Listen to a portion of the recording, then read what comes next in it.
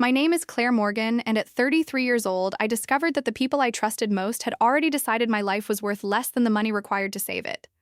While I lay unconscious in a hospital bed after a devastating car accident, my own father stood beside me and told the doctors not to waste resources trying to keep me alive. 3 days later, against every expectation my family had, I opened my eyes and returned to a world that had already begun moving on without me. The shock of survival was nothing compared to the chilling realization that the people who should have fought for me had quietly been preparing for my absence. A nurse named Elena became the first person brave enough to tell me the truth that everyone else wanted hidden. She revealed that my father had attempted to stop a critical surgery and had argued that spending such a large amount of money on my treatment simply was not worth it.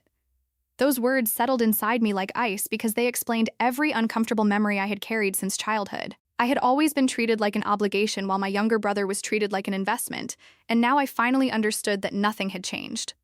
I was a licensed structural engineer who had spent years building a reputation based on precision, integrity, and responsibility. Ironically, the same professional credibility that earned me respect in the industry had become the foundation supporting my father's struggling construction company.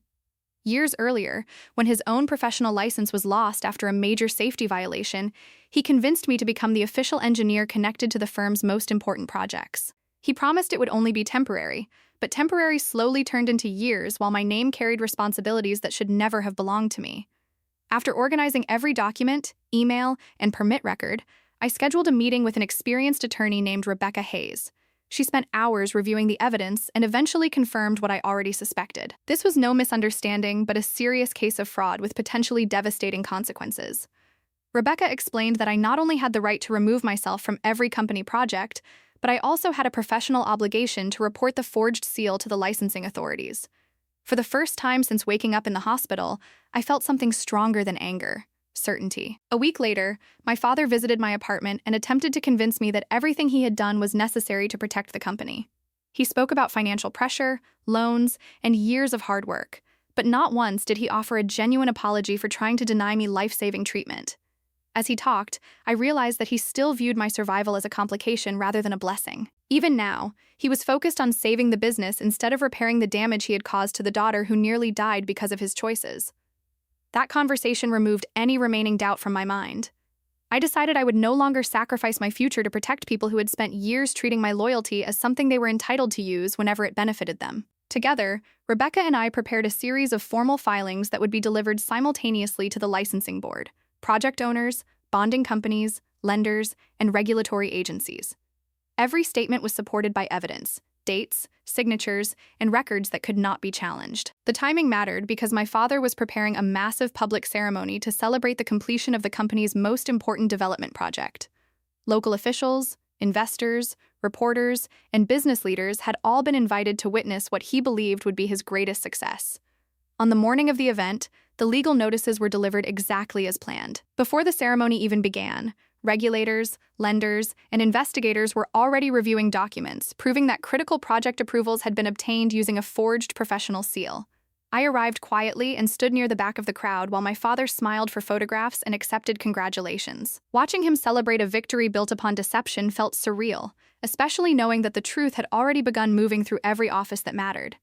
The collapse started with a few phone calls and concerned expressions among officials attending the event. Within minutes, conversations turned serious. Documents appeared, and questions began spreading through the crowd faster than my father could answer them. When investigators informed him that the project's engineering approvals were under review and that my withdrawal had become official, the confidence disappeared from his face. For the first time in my life, I watched him realize that he no longer controlled the situation. Then he pointed toward me and demanded that I explain everything. Standing before the crowd, I calmly informed them that I was no longer associated with the project and that the seal used on recent submissions had been reported as fraudulent.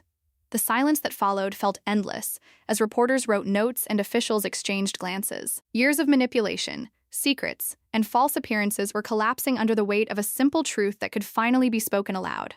Within days, lenders froze funding, project activity stopped, investigations expanded, and the company entered a financial crisis from which it could not recover. The empire my father had spent decades building began falling apart because the foundation supporting it had been stolen. Months later, the company was gone. The investigations were ongoing, and the people responsible were facing consequences of their own making.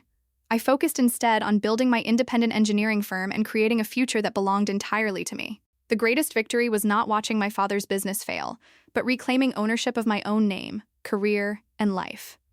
The people who once treated me like an expense learned too late that the signature they depended on had never belonged to them. Today, I keep moving forward without anger and without regret, because some lessons do not require revenge to be powerful. They only require truth, courage, and the willingness to stop carrying burdens that were never yours to bear. Please subscribe and share our channel. We create inspiring stories and powerful life lessons for you. And your support helps us bring more unforgettable stories in the future. The legal investigations continued for months, and every document my father had hoped would remain hidden eventually surfaced. Emails, forged approvals, and internal communications painted a clear picture of a company that had survived for years by relying on deception instead of accountability.